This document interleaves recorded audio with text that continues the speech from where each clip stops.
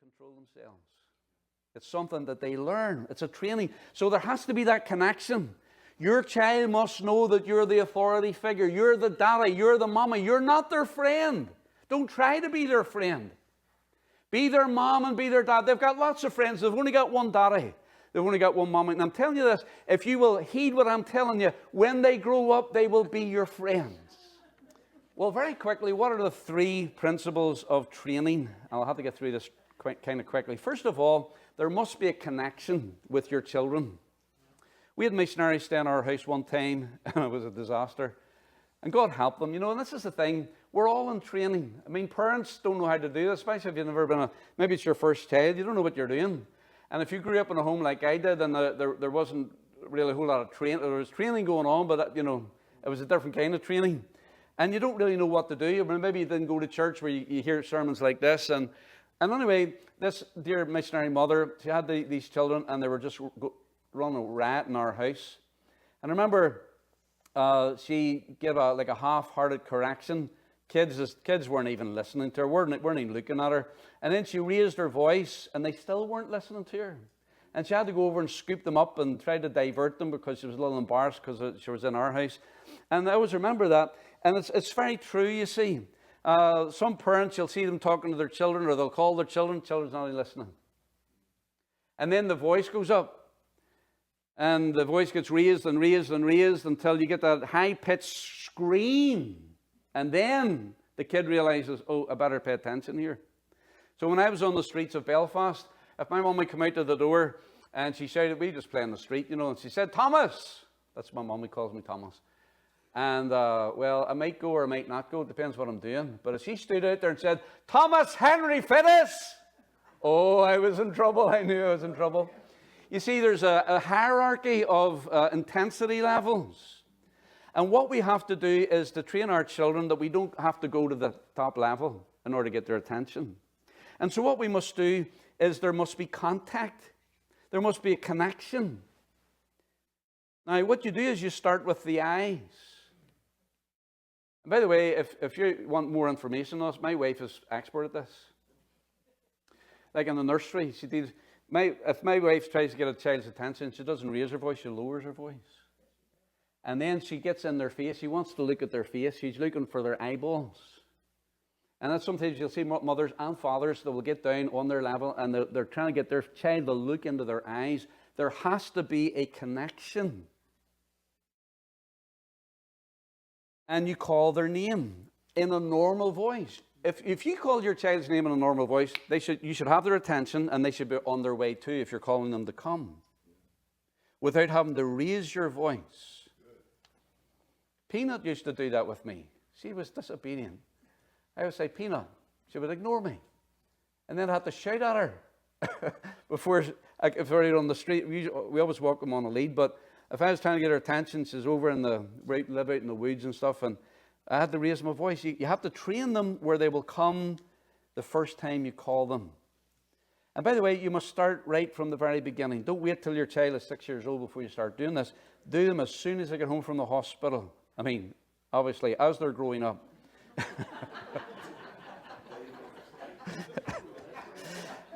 I can get myself in a lot of trouble, I can tell you that. Now, you see, what is happening here is you're training them to pay attention.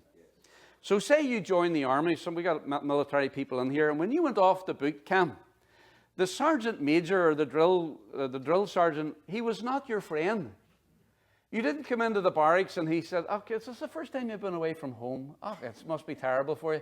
No, he came in there barging orders and, have you ever seen these things when they go to boot camp? I mean, it's horrendous. They got to take all their belongings and pour them out. And then they're just in your face all the time and they're barging you. And what are they doing? They're trying to get the recruit's attention. And they're starting to mold an authority figure where the person submits voluntarily to that sergeant major. Because, as we'll see later on, when you get out on the parade ground and they're saying, they're forming you up and they're marching you for hours, left wheel, right wheel, stand at attention, stand easy, attention, and off we go. And what you do, I mean, in a battle, you don't do that stuff in a battle, right? You don't go marching around in a battle. Well, why do they do it? Because these young fellas come in and they've got an attitude, well, who do you think you are? Well, the sergeant major is going to tell you who he is. And you're going to find out very quickly that he has to get you to submit your will to his. You know why that is? It's because when you're at war and there's danger, you have to obey explicitly without somebody having to tell you why it's happening. When the orders come down, they're not going to explain, now this is the reasons why we're doing this. No, they just say, you go here, you do it now, and this is what you're supposed to do. You don't know what's going on around you, but the people above you do. And therefore you have to submit your will to their will in order that whole thing works like clockwork. And so he's trying to get these young recruits to submit themselves. I said this last week, children will not be able to control themselves until, first of all, they've submitted themselves to be controlled by you. If you can't control your child, they'll never be able to control themselves. It's something that they learn. It's a training. So there has to be that connection. Your child must know that you're the authority figure. You're the daddy. You're the mama. You're not their friend. Don't try to be their friend. Be their mom and be their dad. They've got lots of friends. They've only got one daddy. They've only got one mom. And I'm telling you this, if you will heed what I'm telling you, when they grow up, they will be your friends. They will be texting you. They will be calling you. There will be interaction. There will be friendship. But friend, if you do not be a mommy and a daddy to them, it might be that relationship will be broken and you won't have them as your friend. Do what the Bible says to do. Train them. Secondly, not only must there be connection, there must be control. And so, when we give an instruction to our child in training, and by the way, it's not a good thing to do this when they're tired or they're cranky. When you don't train somebody when they're wore out. You do it when they're at themselves. And when you give them an order, a command to obey, you get, when they obey. And they do the right thing, and they've done what you've told them to do, then spend some time connecting with them, look in their eyes and praise them. And tell them what a wonderful job they did, and give them a hug and brag on them. This is a positive reinforcement that when they did something right, then they get the rewards, like Socks, Door. And when he was first training him, he would give him a little treat. It's the same thing with our Pippa. Our Pippa never makes an accident in the house. She will come to us when it's time to go out. Now, usually if we're out, like when it's the first thing we do when we get home is we take Pippa out for a walk, and she does her business. But if we're in the house at night or something and she needs to go to she'll come to us. She'll run around in circles. Because she knows that when we take her out and she does her business, you know what we do when we bring her back in again? She gets a treat, and she will let you know she hasn't had her treat yet. You bring her into the house, she'll run around in circles like that. Where is my treat? Where is my treat? And we give her a treat. And she has learned that if she does the right thing, she gets a treat.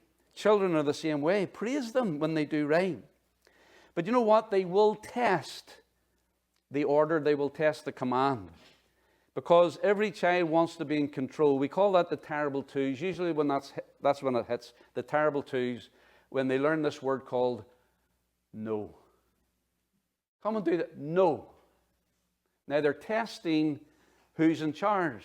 By the way, if you don't win that battle, the child thinks it's in charge. And some children are in charge. And you know what? It's really a lot of stress to be in charge when you're 3 years old. It's one of the things that will cause a child to be insecure, is the fact that he doesn't know if he has a mommy or daddy that's in control. When your child submits to the parent, he understands he's not in control. He can just lie back and rest because somebody else is in control. And so they're going to test you. You have a test of wills. Who will win in that battle? And you see it all the time. Usually at Walmart in the checkout line, and that's where they put all the sweeties. That's where all the candy goes. Why do they do that? And the child says, Mommy, I want this here. No, you can't have it. But Mommy, I want it. And there you go. You've seen it a million times, right? And they're throwing on every living fit because it's their will against yours. Now, that's just, doing that in public, that's just a symptom of what's going on in the house. If you will do the right thing in the house with the child and they're in control in the house, they'll be okay outside. When our kids were growing up, we went to somebody's house and they were messing about or something. All we had to do was to look. You know, understand what I'm saying? To look. And that was it. Because they knew they were going to get in trouble if they got home. And you know what? Here's another thing. If you will do this consistently with your children, you don't have to do it forever. There's a period of time you do it in their early childhood, and they'll get to a place, 5 or 6 years old, you should have all this settled. And they're controlled. They can control themselves, and they're under your control as well. And so we must control and help them to control themselves. So we should expect them. If you call your son's playing video games and you call him, he doesn't come the first time. Then you call him the second time, third time, fourth time, 20 times, and he's not coming, is he?